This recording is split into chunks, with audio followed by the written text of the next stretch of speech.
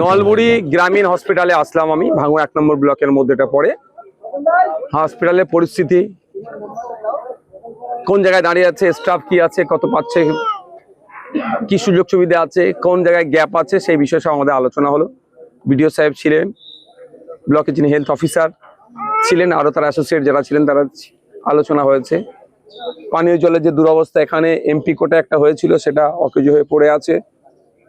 এই সমস্ত বিষয়গুলো, টিন এজ প্রেগনেন্সি নিয়ে যে সমস্যা, সেই বিষয়টা নিয়ে কিভাবে এটাকে বন্ধ করা যায়। টিবি রোগে যারা আক্রান্ত, তারা নিয়মিত এখান থেকে ওষুধ প্রোভাইড করা হচ্ছে, তারা খাচ্ছে না, অনেক ক্ষতিগ্রস্ত হচ্ছে।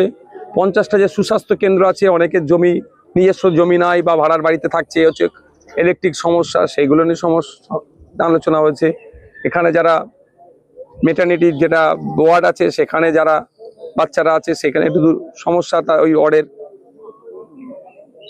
মেল ফিমেল ওয়ার্ড এক জায়গায় হয়ে যাচ্ছে, কমন বাথরুম হয়ে যাচ্ছে, এগুলো যাতে এক্সটেন্ড করা যায়, মানে বিল্ডিং এক্সটেন্ড করে এগুলো করা যায়, সেই বিষয় নিয়ে আলোচনা হয়েছে। এখানে সিজার হয় না, যা নর্মালে, নালে সিজারের প্রশ্ন হলে রেফার করে দেয়, ফলে সমস্যা হয়, যেখান থেকে প্রায় 30 কিলোমিটার দূরে যেতে হয়। সেই বিষয়টা কিভাবে সুরাহা করা যায়, আনুষঙ্গিক বিষয় নিয়ে আলোচনা হয়েছে। বেশ কিছু দাবি দাবা উঠে এসছে, এবং কর্মচারীদের ক্ষেত্রেও, নিয়োগের ক্ষেত্রেও যেগুলো যা ছিল, সেগুলো নিয়ে অনেক আলোচনা হয়েছে, ফ্রুটফুল আলোচনা হয়েছে। আগামী দিনে এই নলমুড়ি ব্লক হসপিটালটাকে, যেটা গ্রামীণ হসপিটাল থেকে আমরা আরো উন্নততর কিভাবে করা যেতে পারে, সেই নিয়ে চর্চা হয়েছে। এখানে শুধু ভাঙড়ের মানুষ নয়, ক্যানিং পূর্ব পশ্চিম প্রায় 6টা আশপাশের বিধানসভার মানুষ এখান থেকে প্রথম ট্রিটমেন্ট নেওয়ার চেষ্টা করে। ফলে এখানে যদি হেভি ট্রিটমেন্টের আমরা একটা অ্যারেঞ্জ করতে পারি, প্রায় 30 বিঘা জমি আছে হসপিটালটা, আগামী দিনে এটা সরকার চাইলে মেডিকেল কলেজও করতে পারে। আর একটা যেটা বিষয়, এই জমি, এই হসপিটালের জমি অনেক নাকি অবৈধ দখল হয়ে যাচ্ছে, অবৈধ, সেগুলোকে উদ্ধার করারও কথা আজকে আলোচনা হয়েছে। কারণ হসপিটালের জমি কোনো কথাই হবে না, হসপিটালের জমি হসপিটালের কাজে ব্যবহার হবে।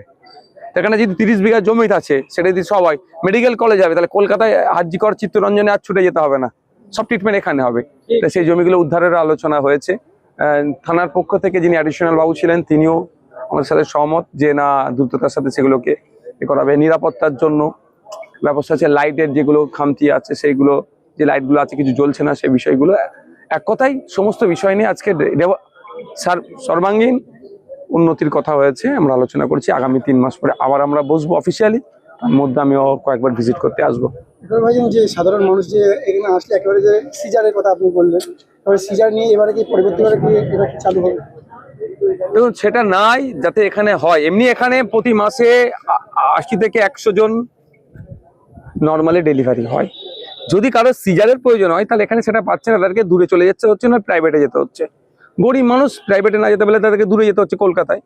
ফলে এখানে যদি ওই অ্যারেঞ্জটা করা যায়, তারও আগামী দিনে যাতে চালু হয়, সে নিয়ে আলোচনা হয়েছে। আরো অন্যান্য ডাক্তার নিয়ে আসার ব্যাপারেও আলোচনা হচ্ছে। তার জন্য যে ক্যাটাগরি আছে, সেটাকে আপগ্রেড করতে হবে, কিভাবে আপগ্রেড করা যায়, সে নিয়ে আলোচনা হয়েছে।